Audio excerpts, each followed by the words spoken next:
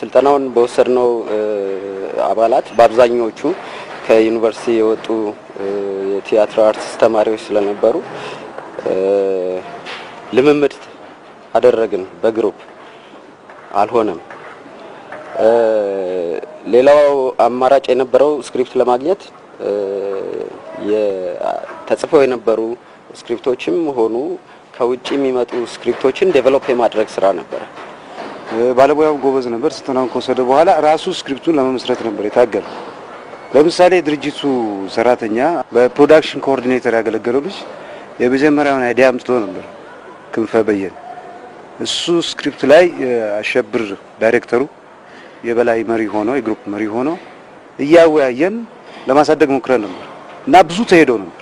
ብዙ ከተሄደ በኋላ ግን ከወደፊት ልናቀርበው የምንችለው ጊዜና አሁን ያደግንበት የምንሄደው ጊዜ ወይንም ልንሰራው የምናስበው ጊዜ ሊጣጣምልን አልቻለም። ትልቁ የፍራቻ ምንጭ የነበረው ከዚህ በፊት ሜጋ በተለያየ ጊዜ ለኢትዮጵያ ቴሌቪዥን አስገብቷቸው የነበሩት ተከታታይ ተወዳጅ ድራማዎች የዚህ የፍርሃት ምንጭ ነበሩ።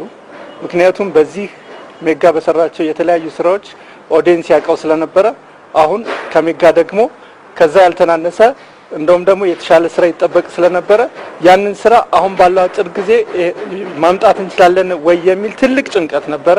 ተከታታይ የቴሌቪዥን ድራማ ስክሪፕት ፍለጋው አላቋረጠም። ከዚሁ ጋር በማያያዝ ለአዲስ አበባ ዩኒቨርሲቲ የኮርስ ማሞያ ትምህርቶች የሚሰጡ አሉ። ዋን አክት ፕሌይ ወይም ሌላ ደግሞ ሁለተኛው ኮርስ ማለት ነው። የሱ ቀጣይ ኮርስ ፉል ሌንግዝ ይባላል። እሱ ላይ አይዲያ እናገኛለን፣ የሚሻሻል አይጠፋም፣ ቆንጆ ነገር አይጠፋም ብለን እዛም ሞክረን ነበር። እሱም አልተሳካም።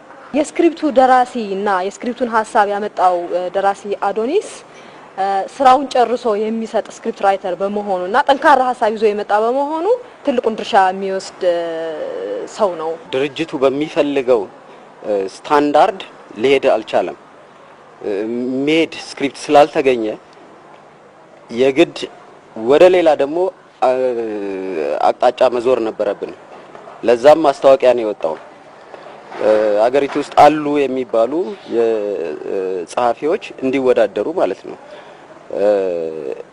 እንደድል ሆኖ አዶኒስ የመጀመሪያውን ሲኖፕሲስ አመጣ። የመጀመሪያውን ሲኖፕሲስ ጣል ነው ዜን በሶስተኛው ቀን ሁለተኛ ሲኖፕሲስ አመጣ። ያ ሲኖፕሲስ የዛሬው ገመና የተወለደበት ባለ 2 ገጽ ወረቀት ነው። ከሀገር ውስጥም ሆነ ከባህር ማዶ አዶኒስ ማን ነው የሚለው ጥያቄ አሁንም በስልክ በአካልና በኢሜል አላባራም። አድነው ወንድራድ በብዕር ስሙ አዶኒስ የአርኪቴክቸር ባለሙያ ነበር። ከ1979 እስከ 1983 ዓመተ ምህረት ድረስ በጣና በለስ ፕሮጀክት ሰርቷል። አሁን የሙሉ ጊዜ ደራሲ ቢሆንም ከደራሲነቱ ባሻገር ሰዓሊ፣ ገጣሚና ሙዚቃ ተጫዋችም ነው።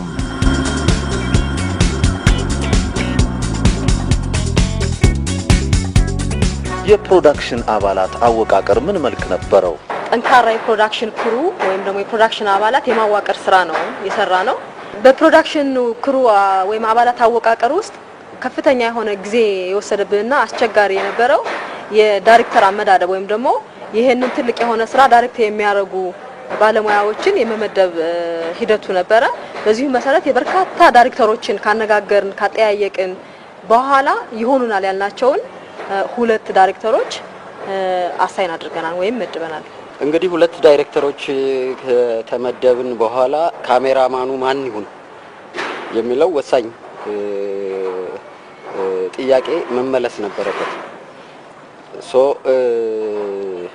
ቀላብ እንዲሆን ስምምነት ላይ ከተደረሰ በኋላ ጠንካራ ረዳት ደግሞ ያስፈልገዋል። ለዛም ዘራ ያቆብ ተመደበ። እንግዲህ ክሩፎርም ከተደረገ በኋላ ካሜራማኖቹ ከተገኙ በኋላ የት ይቀረጽ ነው አንዱ ትልቅ ጥያቄ። እንዳያችሁት የገመና ድራማ ብዙ ቦታዎችን ያካተተ ነው። እነዚህ ቦታዎች ለማግኘት ብዙ ሩጫ ሊያስፈልግ ነው። አንዳንዶቹን ደግሞ መስርቶ ለመስራት መሰረታዊ የሆነ ቦታና መሰረታዊ የሆነ ቤት ሊያስፈልግ ነው። የምታስታውሱ ከሆነ የጠንቋዩን ቤት እንደዚህ አይነት ነገሮች አሉ። እነዚህን በሙሉ ሊሰራ የሚችል ትልቅ ባለሙያ ያስፈልጋል። ያን ባለሙያ ከየት ይገኛል? የዛ ባለሙያ ላይ ብዙ ከተወያየን በኋላ ከ34 ዓመት በላይ ልምድ የነበረውን ታላቁን የመድረክ ባለሙያ አቶ መዝሙር ተፈራ ነው ከአዲስ አበባ ቲያትርና ባህል አዳራሽ ያገኘው። ክሩ ከተዋቀረ በኋላ እያንዳንዱ የፕሮዳክሽን አባል ኃላፊነቱን ከሙሉ ነጻነት ጋር ተሰጥቶታል። በዚሁ መሰረት በሙሉ ፈቃደኝነት ነው የፕሮዳክሽን ክሩ ያገለገለው። ክፍተቶችም ካሉ ስርዓት ባለው መንገድ ክትትልና ቁጥጥር ይካሄድ ነበር። ሙሉ እምነት ከሙሉ ኃላፊነት ጋር ነው የሚሰጥ እና ሁሉም የራሴ ስራ ነው ብሎ የሚሰራው ከላይ በተሰጠው ነጻነትና ኃላፊነት ነው እና ያንዳንዱ ሰው የራሱ ነጻነት አለው፣ የራሱ ኃላፊነት አለው። ያንን ለመውጣት ነው ሁሉም ትግል የሚያደርገው። ምን ይያልከው? ይቅርታ ረበሽኳችሁ አይደል? ይቅርታ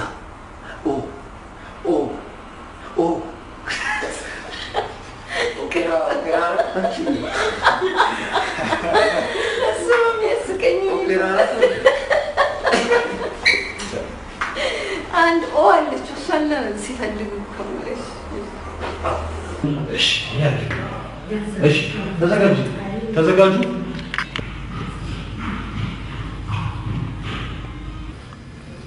ወደክ ወይ ፍራሽ አክሽን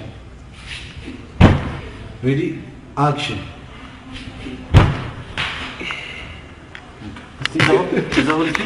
አንተ ማን ትባላለህ? ስታንት ማነህ አንተ? በኩል ያዘው ስታንት ማነህ? እሺ ኪሮስ ኪሮስ እንደተሰማ ምን ተሰማ? ኪሮስ እንደዚህ ከዛው ደፍራሽ ይመች በጣም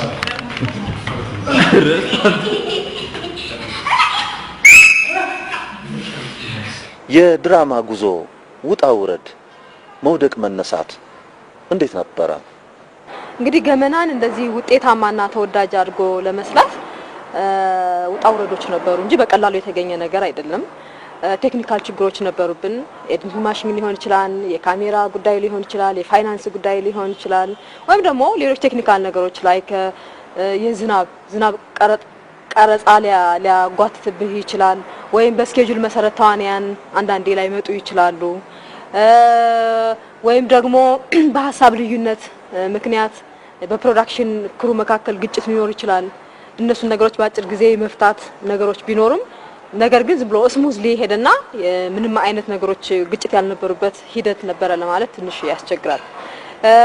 ከዛ ውጪ ድራማው ተቀባይነት ያገኘ ሲመጣና እየተወደደ ሲመጣ ኢቭን ክራውድ የሚፈጠርበትና ቀረጻ በሚካሄድባቸው ቦታዎች መስተዋጎል የሚፈጠርባቸው ሁኔታዎች ሁሉ ተከስተው ነበረ።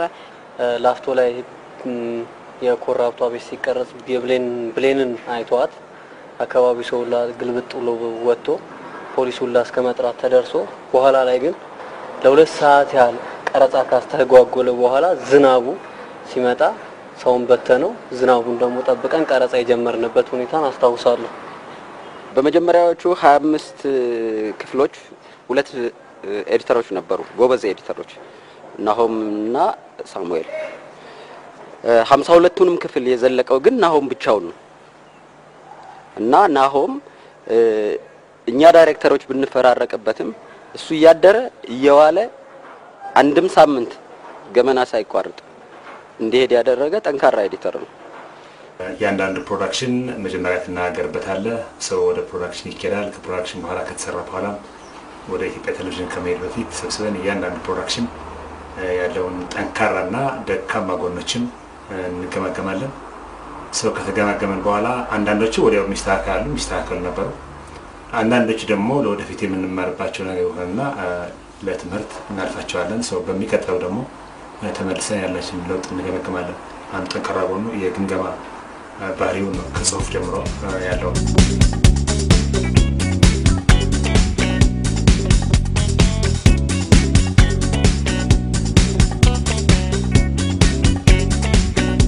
በፕሮዳክሽኑ ወቅት ምንድነው ረጅም ጊዜ ነበረ። ፕሮዳክሽኑ አመት ከ4 ወር አካባቢ ነው ፈጀው። በዛን ጊዜ በአይነታቸውም በሁኔታቸውም በርከት ያሉ ችግሮች ነበሩ ያጋጠሙን። እነኛ ችግሮች ግን ምንድነው አንደኛው የሚደክም ከሆነ አንደኛው እያገዘው፣ አንደኛው የሚደክም ከሆነ አንደኛው እንደዚህ እየሸፈነ እነኛን ችግሮች አልፈናቸዋል።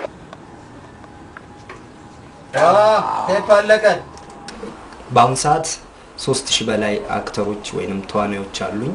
ለተለያዩ ፊልሞች ያቀረብኳቸው በገበና ላይ ቢያንስ ከ1000 በላይ ተዋናይ ወይንም አጃቢ አክተሮች አቅርብ ያለው የስቱዲዮ ችግር ነበር።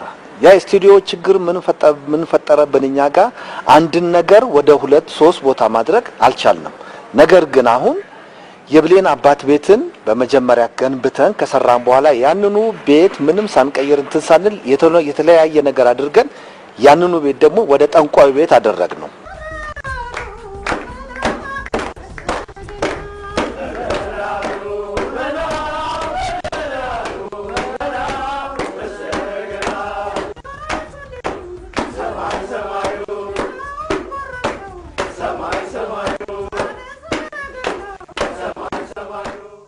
ፕሮዳክሽኑ ያው በሚሰራበት ጊዜ እጥረት ስለነበረ አጭር ጊዜ ስለነበረ በፍጥነት መሰራት ነበረበት እና አንድ ጊዜ ማስተዋውሰው ክፍል 43 ላይ ይመስለኛል ብዙ ነገሮች አልተቀረጹም ነበርና ስራው ብዙ አልተጀመረም ነበር ማለት ይችላል። ብዙ ሲኖች ይቀሩት ነበር እና በጣም ጊዜም ደርሶ ነበር። አንድ ሳምንት ጊዜ ውስጥ ነበርና አስተዋውሳለሁ ቀረጻ ሁሉ ደክመው ካሜራማኖቹም በተወሰነ ቀን ውስጥ ማለት ነው ሰኞን ሙሉ ቀን ውለው አድረው እንደገና ማክሰኞንም ሮብንም እነሱ እየቀረጹ እንደገና እየተመጣ ኤዲት እየተደረገ የሰራንበትን ጊዜ አስተዋውሳለሁና በዛ ወቅት ውስጥ ያን ሁሉ ተደርጎ ከዛ በኋላም ይሄ ከተሰራ በኋላም ደግሞ ሙዚቃ መሰራት ስላለበት ለቴዲ ማጋ ሙዚቃም ሄዶ እሱም በአጭር ጊዜ ውስጥ ሰርቶ መቅረብ ማስረከብ ስለነበረበት በአንድ ሳምንት ጊዜ ውስጥ ቀረጻውም ኤዲቲንጉ ሙዚቃውም ሁሉም ነገር የተሰራበት ጊዜ ነበርና ይሄንን አስተዋውሳለሁ። ይሄን ሁሉ ያንዳንዷን ፍሬዚንግ መስራት ብዙ ሰዓት ይፈጃል። አይ 30 ደቂቃውን የሚጨርሰው በ2 ቀን በ3 ቀን ነው እንጂ በአንድ ቀን አያልቅም ወይ በ30 ደቂቃ አያልቅም ማለት ነው። ስክሪፕቱ ከተጻፈ ጀምሮ አዶሊስ ስክሪፕቱን ጽፎ ያመጣል። ለምሳሌ አንድ 5 ክፍል ካመጣ ሁሉም ይሰበሰባል።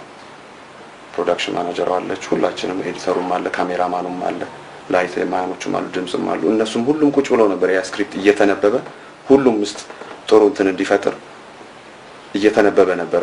እያንዳንዱ ነገር እዚህ ጋር እንደዚህ ነገር አለ፣ እቺ ነገር እንደዚህ ተስተካከል ምናምን እየተባባልን ነው እዚህ ድረስ የመጣው። ያ ነገሩ ደስ ይለኛል። በጣም ጊዜ ተወስዶበታል። ገመና አብዛኛውን ቦታ የመዝነው ጠንካራ ጎኑ ነው። እኔ እቺው ማለቀው ቤተሰባዊ ፍቅር ነው እዚህ ያየናል። እንደ ፕሮዳክሽን፣ እንደ ዳይሬክተር፣ እንደ ካሜራማን፣ እንደ ሳውንድማን የተለያየ ራስን ከፍ ማድረግ ነገር አልነበረም። እያንዳንዱ ዳይሬክተሮች እያንዳንዱ ቦታ እየገቡ ይሰራሉ። ለኛ የሚሰጡን ግምት በጣም ትልቅ ነበር። እኛ ለነሱ ያለን ግምት ትልቅ ነበርና እንደ ቤተሰብ ነበር ስንተያየ ነበር።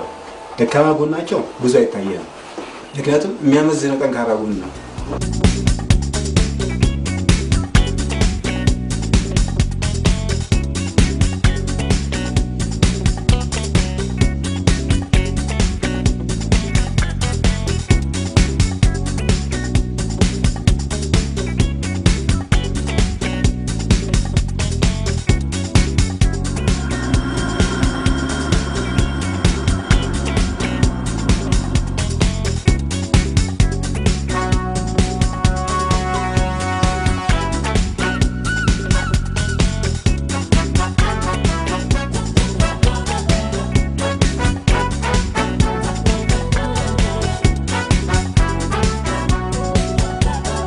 እሺ ተዘጋጁ።